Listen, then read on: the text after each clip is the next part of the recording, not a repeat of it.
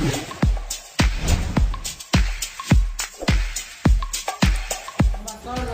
है आप सभी का हमारे YouTube चैनल पॉलिटेक्निक मंत्रा में। तो आज हम लोग बात करने वाले हैं highest common factor and least common multiple and polygons के बारे में। तो कर लेते हैं हाईएस्ट कॉमन फैक्टर की HCF। वह बड़े से बड़ा व्यंजक या संख्या जो दिए हुए व्यंजकों या संख्याओं को पूर्णतः विभाजित कर देती है वह HCF कहलाता है। इसको निकालने की दो विधि होती है। पहली होती है गुणनखंड विधि और दूसरी होती है भाग विधि। ये होती है गुणनखंड विधि और एक हो गई भाग विधि। तो इस दोनों विधियों को एग्जाम्पल के थ्रू जानते हैं तो ज्यादा अच्छा रहेगा। तो देखते हैं। तो यहाँ पे दो एग्जाम्पल लिखे गए हैं, गुणनखंड विधि का और एक भाग विधि का। तो पहले देख लेते हैं गुणनखंड विधि का एग्जाम्पल। तो 8x³ y³ और z² का जो गुणनखंड करेंगे तो क्या होगा 2 × 2 और ये हो जाएगा इंटू में x इंटू वाई और इंटू जेड हो जाएगा। अब इस 24y² और z4 के गुणनखंड कर लेते हैं। 24y² जिसकी पावर 4 तो हो जाएगा 2 × 3 इंटू इसमें x है तो y इंटू वाई और हो जाएगा जेड। तो अब यहाँ से कॉमन फैक्टर निकालते हैं। यहाँ पे देख सकते हैं कि ये जो 2 है वो 3 बार है, यहाँ पर भी 2 3 बार है तो 2 3 बार निकाल लेंगे तो 2 × 2 हो जाएगा। यहाँ पे x है लेकिन यहाँ पे x नहीं है तो छोड़ देंगे, यहाँ पे से 2y कॉमन आ जाएगा तो हो जाएगा y इंटू वाई और यहाँ से 2z कॉमन आ जाएगा। यहाँ पर भी z है, यहाँ पर भी z है, ये हो जाएगा z इंटू जेड। तो इसका जो फैक्टर हो जाएगा मतलब जो HCF आएगा वो हो जाएगा 8। इसका मल्टीप्लाई करेंगे इसका y² हो जाएगा 8y² और z² ये होगा जो हो जाएगा आप लोगों का HCF। तो अब बात कर लेते हैं भाग विधि से। देख लेते हैं भाग विधि क्या होता है। तो इसमें भाग विधि में पहले जो छोटी संख्या होता है उसको बड़ी संख्या में भाग करते हैं। तो दोनों बात करेंगे 6 सबसे छोटी संख्या तो पहले इसका 8 में भाग करेंगे और फिर 12 में करेंगे। तो पहले 6 में 8 भाग करेंगे क्या हो जाएगा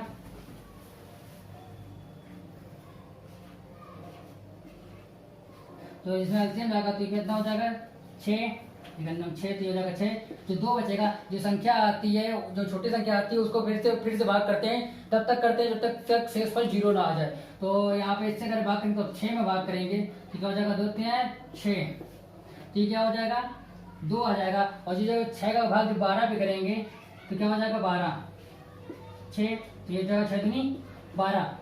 तो आप मल्टीपल के बारे में यानी कि एलसीएम के बारे में वह छोटी से छोटी संख्या या व्यंजक जो दी हुई संख्या या व्यंजक को पूर्णतः विभाजित कर दे वो होता है एलसीएम। तो इसके भी दो तरीके होते हैं निकालने के। पहला होता है गुणनखंड विधि, दूसरा होता है भाग विधि। तो पहले बात कर लेते हैं गुणनखंड विधि के बारे में।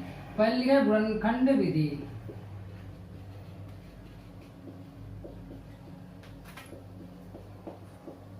इसका एक गुणनखंड विधि होती है जो एग्जांपल थ्रू समझते हैं इसमें क्या होता है। तो एग्जांपल ले लेते हैं x² माइनस y² और ले लेते हैं x माइनस वाई का होल स्क्वायर। तो ये हो जाएगा इसे हो जाता है x² का पहले माइनस y² का जब फैक्टर करेंगे तो एक ब्रैकेट में x प्लस वाई होगी, ब्रैकेट में x माइनस वाई हो जाता है तो x प्लस वाई और x माइनस वाई।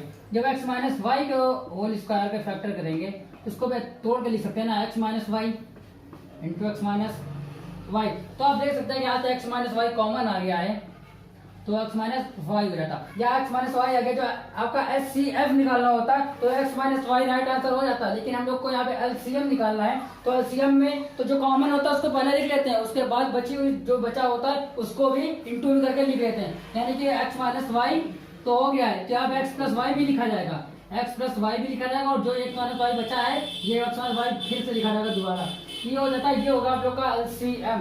ये होता है इसी गुणनखंड विधि थी। बात कर लेते हैं भाग विधि के बारे में। भाग विधि भी एग्जांपल देख लेते थे। 6 8 12 जो है HCF पे लिया गया था तो देख लेते हैं 6 8 12 हो गया तो इसका गुणन भाग विधि करेंगे तो ये हो जाएगा 6 8 और 12। तो यहाँ सबसे पहले सबसे छोटी संख्या से भाग करते हैं तो सबसे छोटी संख्या क्या होती है 2।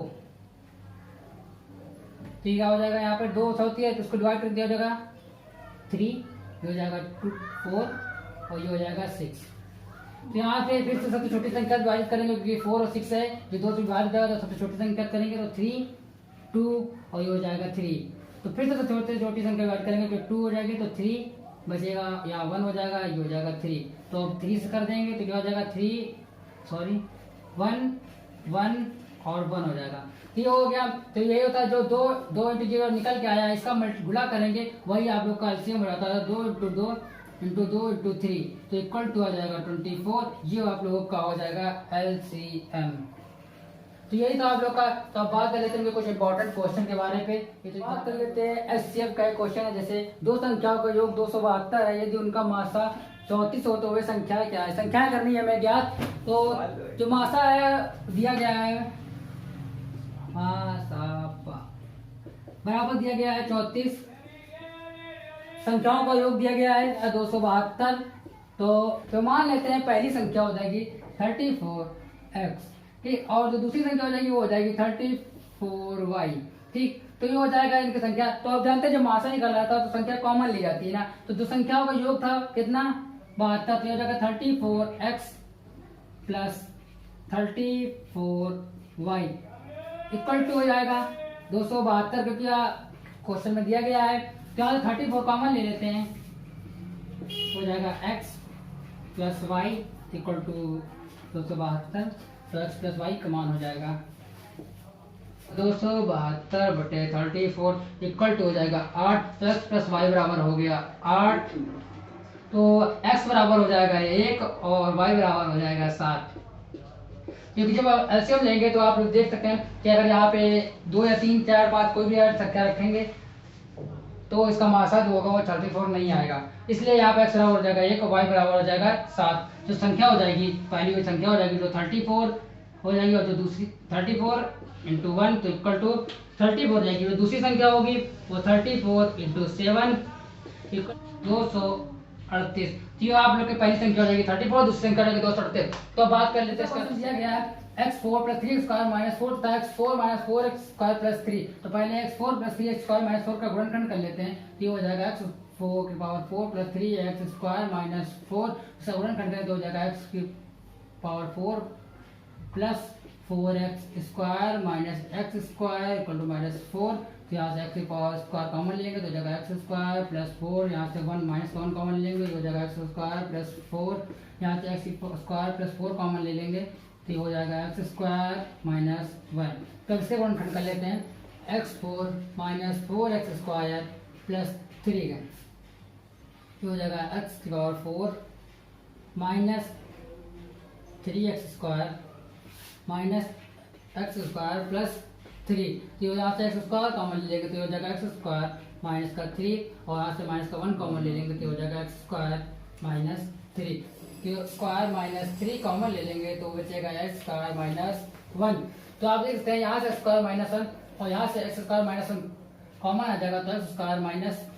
तो यही हो जाएगा आप लोगों का एचसीएफ यानी कि महत्तम समावर्तक। तो बात क्वेश्चन है दो संख्याओं का महत्तम समावर्तक तथा लघुत्तम समावर्तक क्रमशः 12 तथा 600 है। यदि एक संख्या 24 है तो दूसरी संख्या क्या होगी। तो हमें एचसीएफ दिया गया है। एचसीएफ हो गया 12, एलसीएम हो गया 600। तो पहली संख्या थी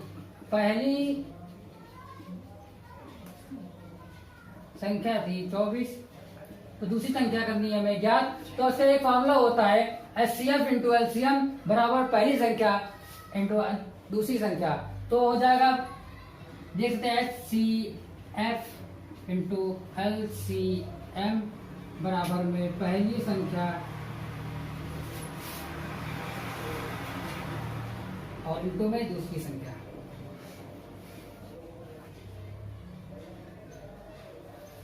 तो यहाँ देख सकते हैं कि एचसीएफ दिया गया है 12, एलसीएम दिया गया है 600, पहली संख्या दी गई है 24, दूसरी संख्या में करनी है ज्ञात। तो यहाँ हो जाएगा 72 700 इक्वल हो जाएगा 24 और इंटू में हो जाएगा दूसरी संख्या जो में करनी थी ज्ञात। तो दूसरी संख्या बराबर हो जाएगा दूसरी संख्या बराबर हो जाएगा 7200 बटे 24 24 बराबर 300 हो जाएगा आप लोग का आंसर है। दूसरी संख्या हो जाएगी। तो यही था एक इम्पोर्टेंट ध्यान रखिएगा। तो बात कर लेते हैं, तो सीएम और एलसीएम के बारे में बता चुके हैं, तो बात कर लेते हैं पॉलीगन्स के बारे में। पॉलीगन्स में बहुभुज होता है वो है आकृति जो 3 या 3 से अधिक रेखाखंडों से घिरी हुई आकृति को बहुभुज कहते हैं। तो इससे कुछ एग्जांपल होते हैं, जैसे त्रिभुज हो गया, चतुर्भुज हो गया, पंचभुज, षटभुज, अष्टभुज, इस प्रकार होते हैं। समबाहुभुज क्या होता है, वह भुज जिसकी सभी भुजाएं बराबर होती है उसे समबाहुभुज कहते हैं। इससे कुछ इंपॉर्टेंट फॉर्मूले वो भी जान लेते हैं, जैसे कि n भुजाओं वाले समबाहुभुज के अंतःकोणों का योगफल कितना होता है। तो अंतःकोणों का योगफल होता है n-2 इंटू में 180 होता है। और यदि इसको समकोण में लिखेंगे तो यहाँ आ जाएगा 2n-4 इंटू में 90, यानी इसको लिख सकते हैं 2n-4, ये हो जाएगा समकोण। ये हो गया इसका एक। ये होता है सभी भुजाओं का, अगर एक भुजा का निकालना हो, जैसे कि मतलब एक अंतःकोण निकालना हो भुजा का, तो उसमें n का उसमें भाग कर देंगे। तो ये होता है जैसे कि n भुजा वाले बहुभुज का प्रत्येक अंतःकोण कितना हो जाएगा, n-2 इंटू में 180 हो जाएगा, अपॉन में ये हो जाएगा n, जो इसको समकोण में भी बता सकते हैं, ये बदला था तो ये हो जाएगा उस तरह का। तो बात है तीसरा मामला होता है n भुजाओं वाले समभुज के बहिष्कोणों का योगफल कितना होता है। तो बहिष्कोण क्या होता है, बहिष्कोण जो अंतःकोणों के संपूरक होते हैं। ये जो बहिष्कोण होता है, जो वार्मावर्ती जो भुजा होती है, जिससे भुजा है इसको वार्मावर्ती दक्षिणावर्त बढ़ाने पर जो बढ़ाते हैं तो जो बहिष्कोण बनता है उसे बहिष्कोण, इसको बढ़ा लेंगे, इसको इधर बढ़ा दिया, इसको इधर बढ़ा दिया, इसको इधर बढ़ा दिया, तो ये जो बढ़ा के ये होता है बहिष्कोण, ये इसका अंतःकोण का संपूरक होता है, यानी इनका योगफल 180 अंश होता है। यही था। तो तीसरा जो चौथा है n भुजाओं वाले समबाहुभुज का प्रत्येक बहिष्कोण कितने अंश का होता है। ये पूरा 360 का होता है। तो इतनी भुजा होंगी उसमें से, ये पूरा 360 का होता है, जिसमें जितनी भुजा होंगी तो उसका भाग कर देंगे। n भुजा वाला याद करना था, तो n का भाग कर दिया इसमें हमने। जो पांचवा है वो क्या कहता है, n भुजाओं वाले समबाहुज के विकर्णों की संख्या कितनी होती है। तो विकर्णों की संख्या होती है n-3/2 होती है। ये यहाँ पे n जो होती है भुजाएं होती हैं, तो इसमें से n का मान देखो जिसका भी हो तो यहाँ से विकर्ण ज्ञात कर सकते हैं। जो छठवां है वो कहते हैं n भुजाओं वाले समभुज में कितने त्रिभुज बनते हैं। तो n भुजाओं वाले जो त्रिभुज बनते हैं वो उनकी संख्या होती है n-2, यानी जितनी भुजाएं होंगी उसमें से 2 घटा देंगे तो उस बहुभुज में जितनी त्रिभुज बनने होंगे उनकी संख्या आ जाएगी। तो यही तो कुछ इंपॉर्टेंट फॉर्मूले बात कर लेते हैं। तो पहला क्वेश्चन ये है कि 10 सेंटीमीटर वाले समचतुर्भुज का क्षेत्रफल कितना होगा। तो 10 आप और यदि समचतुर्भुज क्षेत्रफल का फॉर्मूला पता है सीधे लगा सकते हैं। जैसे यहाँ पे ए हमें पता है भुजा बराबर 10 सेंटीमीटर, इसका जो फॉर्मूला होता है वो होता है √3/4 इंटू में 6, और भुजा का यदि सम है तो भुजा स्क्वायर है, भुजा ना होती तो क्या हो जाएगा, भुजा स्क्वायर हो जाएगा। तो यहाँ पे √3 हो जाएगा, √3/4 सॉरी 4 से काट दिया था, √3/2 इंटू में हो जाएगा ये 3, यहाँ हो जाएगा भुजा स्क्वायर यानी 10 का स्क्वायर, ये हो जाएगा 3√3/2, ये हो जाएगा 100, काट देंगे, ये हो जाएगा 50, ये हो जाएगा 150√3, ये हो जाएगा आप लोग का आंसर। भुजा वाले समभुज का में कोण ज्ञात करना है। तो सब जो कोण का फॉर्मूला होता है वो होता है 2n-4 इंटू में 90 होता है। यहाँ से सभी का आता है 100 भुजा, सभी का कोणों का योग फल आ जाएगा। इसमें यदि 100 का भाग कर दे तो केवल एक का आएगा, हमें क्वेश्चन पे एक का ही पूछा गया है तो यही हो जाएगा। तो ये हो जाएगा 2 इंटू 100 - 4 इंटू में 90 अपॉन में 100 हो जाएगा। तो इसे 1 0 से काट देंगे, ये हो जाएगा 200 से जब 4 जाएगा तो 196 और इंटू में 9 आएगा, इसलिए आएगा 1 अपॉन में 10 भी रहेगा। तो क्या हो जाएगा, तो मल्टीप्लाई करेंगे तो वो हो जाएगा 176,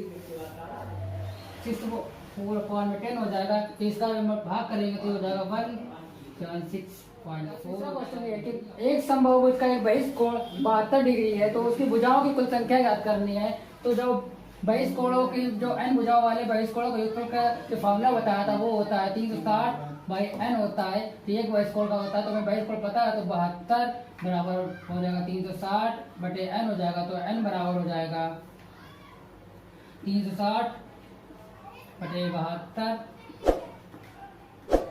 तो n बराबर 5, ये हो जाएगा आप लोग का आंसर। आज के लिए इतना ही। यदि आपको वीडियो अच्छा लगा हो तो लाइक कर दीजिएगा, चैनल को सब्सक्राइब कर दीजिएगा, ज़्यादा से ज़्यादा शेयर कीजिए। Keep it real.